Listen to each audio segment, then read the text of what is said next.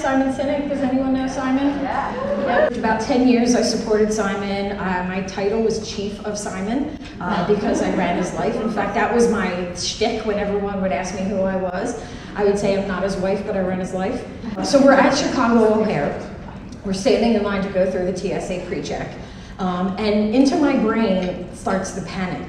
I've been traveling all week. My email's probably out of control. I probably have 700 emails. You know that rumination that goes on that just tells you that you're failing because you haven't done something.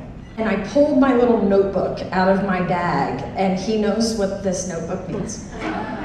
It means it's a big list of things that he hasn't done, and he literally goes, ugh. And I was like, hi. Anyway, so, and I just started rattling off, and he just looked at me very tired and very sad, and he said, Monique, not now. That's all I said. And man, did my top pop from that. Like in an instant, that not now to me meant you're not important. What you do isn't important. What your job function isn't important. What's on your list isn't important. And I don't need to deal with it right now. I'm not proud of what I did, but I started to scream at him at the top of my lungs. And I started to tell him all the things that we always wish we could tell our executives. You don't believe in what I do, and you think I'm just your slave. I'm not your slave. And it was all about how he didn't appreciate me. The TSA pre-check guy came and told us that we had to quit.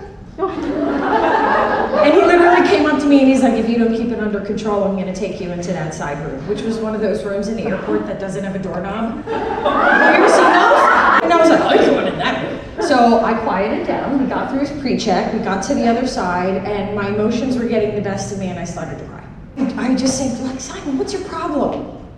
And he said to me, I'll never forget, he said, Mo, I'm exhausted. And I just don't do things like you do. I don't have the energy that you do. And if I answered your questions now, probably wouldn't be very helpful.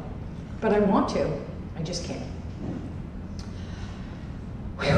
Well, you know when you figure out a whole conversation is completely your fault? I was in that space. I was in the space where I had no idea what just happened, but I knew I couldn't continue doing things like this. I knew our relationship would never build from a communication session like that. What I learned was I had to change. I had to fix my communication.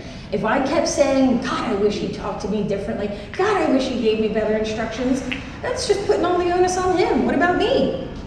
So I knew I had to change, and I knew I had to do it immediately.